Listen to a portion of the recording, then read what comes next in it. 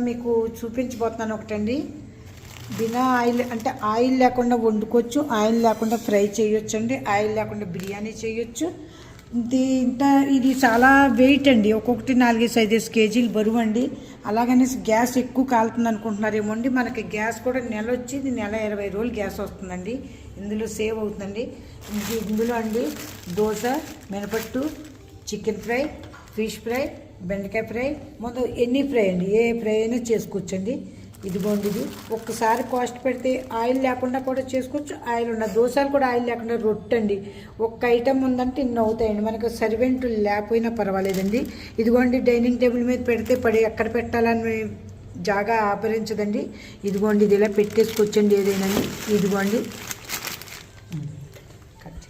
ఇదిగోండి, ఇందులోని పాలు, రసము, సాంబారు ఏదైనా సరే వండుకోవచ్చండి.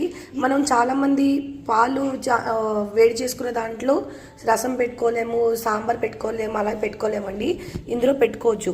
ఇందులో ఆయిల్ వాడకుండా కూడా చేసుకోవచ్చు అండి. కానీ మరీ మనం ఆయిల్ లేకుండా చేసుకోలేము కదండి. 1 స్పూన్ అన్న వేసుకుంటాం కదా, 1 స్పూన్ అన్న వేసుకోవచ్చు అండి. లేకుండా కూడా చేసుకోవచ్చు అండి. ఇదిగోండి, మీకు డైనింగ్ టేబుల్ మీద పెడితే ప్లేస్ ఆక్రమించదు. ఇదిగోండి, దీన్ని దక్కని ఇలా పెట్టేసుకోవచ్చండి.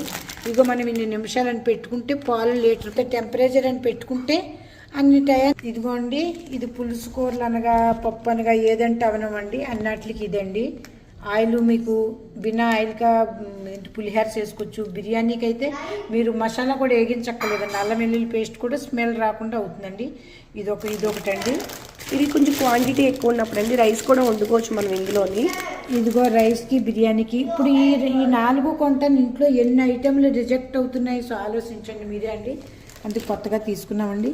ఇదిగోండి, ఇప్పుడు డైనింగ్ టేబుల్ మీద సపోజ్ జాగా సాలదండి, ఇదిగోండి ఇలా సెట్ చేసుకోవచ్చండి.